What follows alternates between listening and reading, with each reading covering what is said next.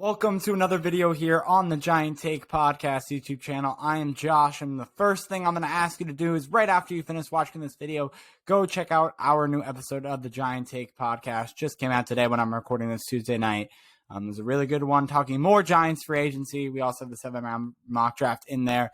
If you don't want to listen to that and you want to watch it instead, that is linked or that is here on the Giant Take YouTube channel, and you could check that out by going to the videos and checking it out. So without further ado, as you can tell by the title of this video, we're going to be talking about Ahmad Sauce, his nickname, Gardner, the cornerback, out of Cincinnati, giving a little draft profile on him. Not so much the film study like we did when Alex and I together, my co-host, did a draft profile and film review on the safety out of Notre Dame, Kyle Hamilton.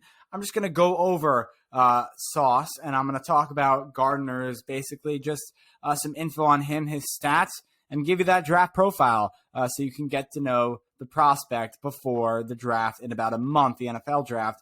The Giants could very well pick a cornerback. I know we got a comment actually on our video, our 7-round mock draft video, saying, a cornerback? What? A cornerback? How was that going to happen? All right.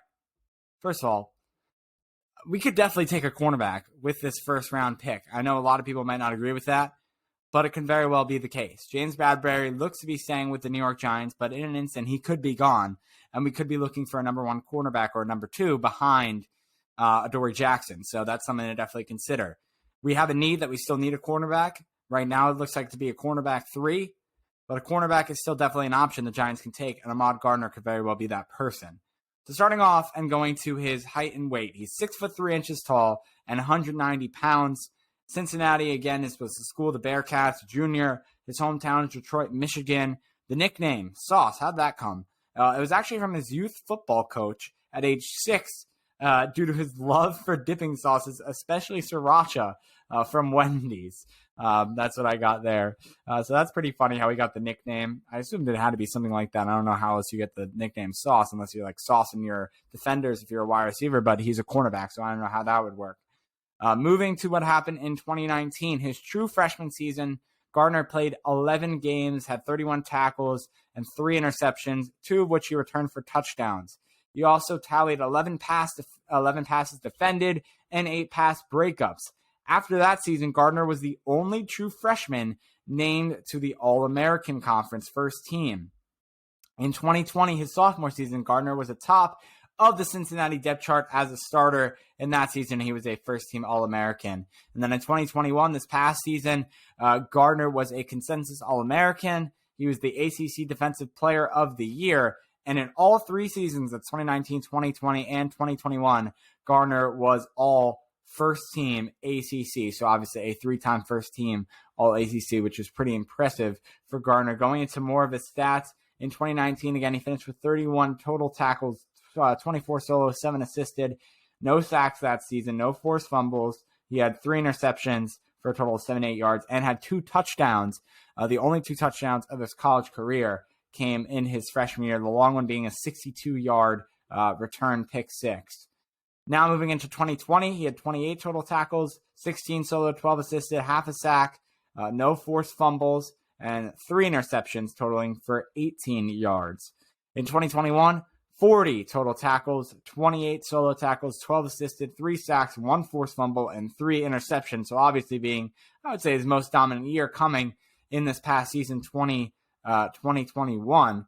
In 2019, he finished as PFF College's number 6 overall cornerback and number 7 with a 90 coverage grade, allowing no touchdowns and only a 39.4 passer rating against him. In 2020, the first-team All-ACC selection tied for 2nd in AAC's with 9 passes defended and tied for 4th with 3 interceptions in the regular season. Gardner actually allowed the third lowest passer rating in the FBS in coverage in 2020, making more plays on the ball than first downs allowed. UC featured an elite defense that ranked in the NCAA's top 15 in 5 categories, including tied for number 3 in both interceptions and number 3 in team passing efficiency defense. And then in 2021, he helped actually lead the Cincinnati defense that ranked number 1 nationally in pass efficiency allowed, 4th in opponent completions, 3rd in interceptions, 5th in TD passes allowed, and number 3 in passing yards allowed. So obviously, Gardner helped them achieve that. He was definitely a big reason why they were able to be the number 1 nationally ranked defense. Some pros and cons talking about Gardner. Some pros: he's rangy. He's got excellent length. He's got quick feet. When he makes tackles, he's not like the strongest guy. You don't think when you look at his height and his weight. Okay, 6'3", he's tall, but he's only 190 pounds. This guy can throw down, an offensive player. He can take a running back and absolutely throw him to the ground. He's strong, I guess, and that does have to do with his quickness on his feet. He can make those tackles. You might not think it because he's only 190 pounds. He can tackle those guys. So definitely something to think about. He has long strides, covers a lot of ground very quickly, is very fast, and he can keep up with those really fast wide receivers in the NFL and coming out of college and going to the NFL. So don't think that he's too slow. He's a very fast guy. I think his combine was a 4.53, I want to say. It was something in that range. So very fast, very quick. He's able to play in both zone and man schemes, so it does not matter what a defense runs. He'll probably be able to join them in whatever they do. He also has good good vision, and he can anticipate what a wide receiver is going to do. I saw it in multiple clips watching him on tape. The guy knows how to play cornerback. This isn't like a guy that you're going to have to train at the position. This is an early first-round pick. He knows the position well. He knows how to cover guys. He knows how to cover fast wide receivers, and he can do that well. And stay with them. And he also does a very good job of getting his hands on receivers to disrupt routes. There was a route that was a wide receiver caught it in the end zone, like had it in his hands, and right at the last second, he just grabbed the ball, yanked it out of his hand, and it was incomplete. So that's something that comes to mind, a great play by Gardner there. And it led to a pass deflection and a pass breakup, so good for him. Although there are some cons, there's always pros and cons, right? So the cons being sometimes he takes poor angles to get to players, and he does get overpowered by whether it's offensive linemen, tight ends, or wide receivers when he's getting blocked to try and get to a guy. He has some limitations when it comes to changing directions and playing double moves. And then also he's unnecessary, sometimes gambles, sometimes he has bad timing. His eyes aren't the best at all times, right? I know I said he had good vision, and I'm kind of like going against that now, but there are some times when he takes a bad read and it ends up becoming a big play. And I definitely saw that, watching film on the Bearcats in Cincinnati. So that happened some of the time with Gardner. Now going to his comparison for the NFL, Marcus Peters is a really good one that comes to mind when talking about Gardner. So that's who I have there.